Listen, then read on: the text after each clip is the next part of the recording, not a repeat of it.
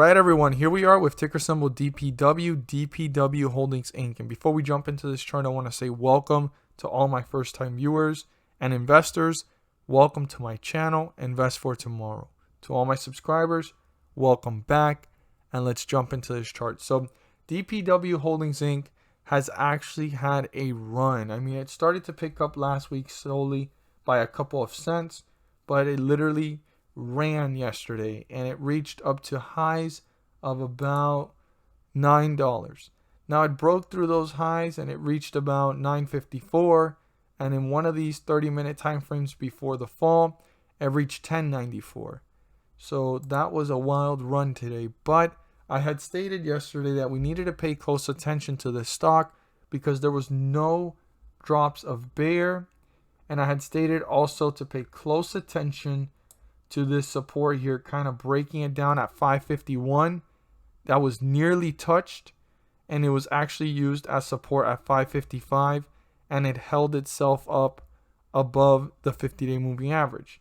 But 551 is still an important number. I'd keep that in mind, and we're going to think about that in just a moment as I talk about it and talk about if it breaks through the 50-day moving average. So if you haven't seen my video yesterday, I highly recommend checking it out so you can have a recap of what was going on and what I had suggested for today, and then you can tie everything up together.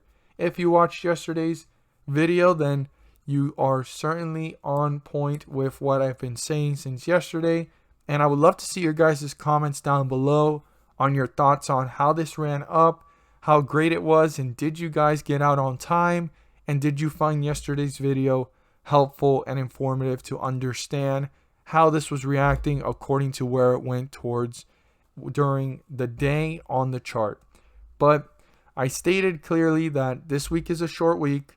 We have Black Friday and Cyber Monday coming up, and that creates uncertainty, and a lot of people rather take profits than hold and not receive those unrealized profits. So we see that quickly here as the day started, because very early on in the day it was pretty calm. It spiked up, it broke through resistance, but you could see it was fighting to stay above it. It couldn't, and as soon as that high was reached, it fell and it started to fall. Got closer to support, it broke through support, and then it just started to fall from that point forward. Now that 551 mark certainly has not been broken, but you want to keep it in mind, as I stated, if this breaks through support. But let's go ahead and look at some other numbers here based off the chart and what it's showing based off the last couple hours of the day. So this is a very narrow stretch here. We're going to look at this closely, but this is a very narrow stretch, and we want to keep some numbers in mind. I know that this is the last candlestick before it fell, and it did reach up to 1094, and that's a great number to keep in mind, but that's a far stretch for us to look at. So I'm going to use the one right before it fell, and that's 945. I'd keep that number in mind to pay close attention to. The bulls definitely want to try to break through that to reach newer highs and new resistance levels. Now, where is our 50-day moving average? The 50-day moving average is 579. I'd write that down. As long as we're above it, bulls are in control. The moment we're below it, the bears are in control. Now, I would also use that 551 mark as a point of reference to see what's going on. And if that gets broken through, this could be on its way to newer lows, because it is an important midway point, as I stated yesterday, and also the reasons why I stated we needed to pay close attention and so forth. And here we are seeing it. But like I said, this is a very narrow stretch, and I want every single investor to pay close attention to these numbers. So 643, right? 643. That needs to be broken through by the bulls. They need to. They can't hang out sideways.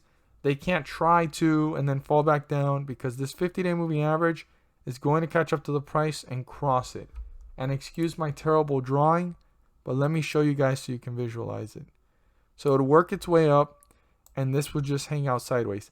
This could even actually go up to resistance, hang out there, and if it doesn't continue to bounce up to newer highs and create a staircase effect, right, and bring itself up to newer highs, this is not going to stay above the 50-day moving average.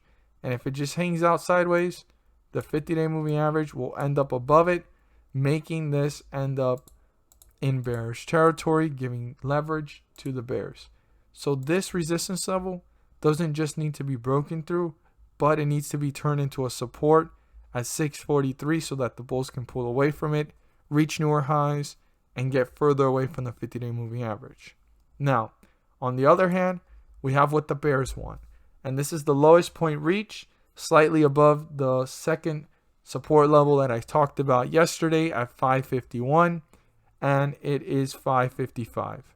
If this gets broken through, you then have the 551 mark to look at, and if that gets broken through, we're getting deeper into bearish territory, and this is moving further away from the 50-day moving average in a downward direction. So very important for all the bulls to keep in mind, and every single investor in general to pay close attention to this point and how this stock is reacting and how quickly is it moving to newer lows, or are the bulls trying to reappear and bring this one back up. As always, I hope these cues are helpful and informative for tomorrow's trading day. If you found the video helpful and informative and you're a first-time viewer, and even to my subscribers, right? This goes out to both of you. For the new viewers, hit the subscribe button if you feel encouraged or inclined to. And for the new viewers and subscribers, don't forget to click on the bell. That way you guys can go ahead and get notified and not miss a single video that I post. Share this with your friends and community. And don't forget to hit the like button to let me know you watched this video. Thank you guys so much for watching, and let's make some money.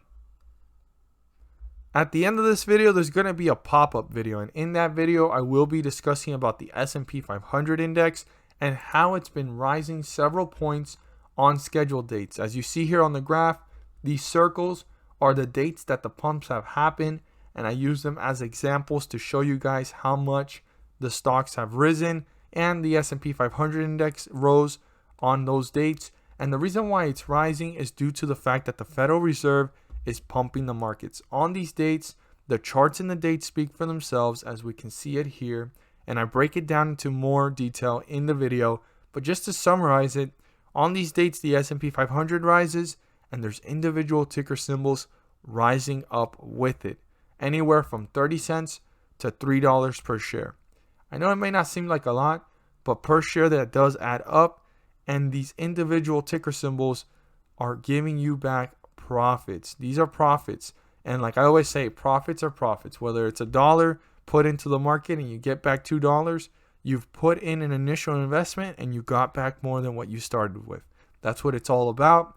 And also in the video, I go into further detail showing you guys these dates and showing you how much it rose. Like for example, this was one of the last pump dates, and the lowest point that it reached was down here at 35.11.